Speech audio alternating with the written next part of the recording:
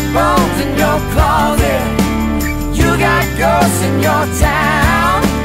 Ain't no doubt, yeah, they're gonna come out. Hey there everybody, this is Gina from Haunted Flower, and I saw The Lovely Bones yesterday. Mom, I know you've been dying to hear about this one, so this is for you. The Lovely Bones is directed by Peter Jackson, based on the book by Alice Sebold. It stars Saoirse Ronan from Atonement as Susie Salmon, like the fish, the murdered teenager who watches over her family from a state of limbo in between earth and heaven. Her parents are played by Mark Wahlberg and Rachel Weisz, and her grandmother by Susan Surandon, and her sister by Rose McIlver. I enjoyed how this movie built up the suspense leading to her death. You don't go into this movie without knowing it's from a murder girl's perspective. As an audience member, you know her murder is coming, but you still had this tightness in your chest. You want to yell at her to run. I thought they did a really good job building that up to make me feel that way, even though I knew what was coming. And it is true that much of the specific circumstances of her death are not viewed on screen, but there's enough of the evidence left behind for an audience member to make valid assumptions on how it all went down. From what I understand of the book, this limbo setting that Susie is in is really minimalized and somewhat vague. Here, it's like a virtual paradise. This movie reminded me a lot of What Dreams May Come, the way it played around with this beautiful CGI setting, but it was kind of confusing. On the one hand, you're sitting there as did those leaves just turn into birds and jump right off the tree? Oh my God, it's so pretty. I had to stop and go, well, wait a second. What does any of this have to do with the story? I mean, it's very, very, very pretty, but it distracts from the regret and the torment of the original plot. Saoirse Ronan is a beautiful, wide-eyed innocent perfectly suited for this role. This young woman just kind of draws the audience in very easily. She has this quiet self-assurance that makes her a great leading lady at such a young age. And from the very beginning of the movie, she displays this great gumption to save her brother's life, and then she's incredibly shy talking to her crush. You can't help but kind of be on her side. Then her sister comes in, played by Rose McIlver. She plays Lindsay. She suspiciously studies the creepy neighbor from afar, unknowing how much danger she herself is in. But she brings this vitality and gutsiness to the role, and she kind of steals the show towards the end, and she handles the passage of time and the growth and maturity like a real pro as the movie goes on. I am usually not a fan of Mark Wahlberg, but this is probably the best role I've seen him in.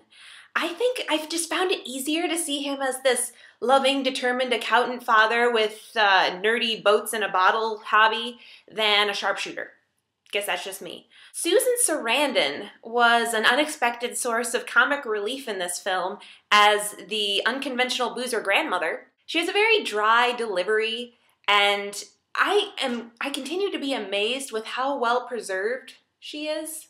I guess she looks good in the 70s. George Harvey, the neighbor who rapes and murders Susie, is played by Stanley Tucci, who you saw in Julie and Julia in 2009, and you almost wouldn't recognize him in this. His creepy color contacts and comb-over and accent are incredibly unsettling. I mean, he thoroughly succeeded in making my skin crawl every time he was on the screen, so bravo. The Lovely Bones are supposed to illustrate the relationships between Susie and her family, and we're always kept at a bit of an emotional distance from these characters. We're right there with Susie, in a snow globe, watching the movie. The audience becomes like ghosts themselves from the perspective, so you don't get to be in there with the family. There's always this, there's this barrier here, and so you can't really get into it with them. It's like there are two stories going on. One with Susie in her fantasy wonderland with magazine shoots and sledding, and then there's a story of a family coping with grief. And they don't mesh very well together. It was a real problem for me in watching the movie. I just don't think that the movie came together the way I hoped it would. Any story that fully engages itself in the afterlife will never be right and will never be wrong at the same time, and it will always generate discussion, to be sure. I personally left feeling unsettled and emotionally at a distance from the movie, from the characters. Something was off about the movie, and it just didn't work for me. And I don't think that that was the fault of any one actor, because I liked the acting from individual actors. It was a pretty movie, but I think Peter Jackson overdid it with his showmanship and underdid it on the plot and the story. So that has to fall on Peter Jackson and his team of writers. I'm sorry, Peter Jackson. I'm a big fan. I love Lord of the Rings and King Kong, but this one did not work for me. But my mom will love this movie, I'm pretty sure. But you don't have to rush out to the theater. If you want to watch it, you can definitely wait to rent it. It's very pretty, but this isn't Avatar pretty. You know, you can wait. Visit us at hauntedflower.com for fantastic apparel, action figures, and collectibles. We have all your nerdy needs. Also, you can Google Haunted Flower to find our MySpace profile, Facebook fan page, and Rotten Tomatoes reviews. If you're local to the Indianapolis area, visit indiemojo.com for details on how you can win free screening passes. Is everyone excited that I said her name right? Saoirse Ronan. Saoirse Ronan. Saoirse Ronan. Like, I practiced this. Can you believe it?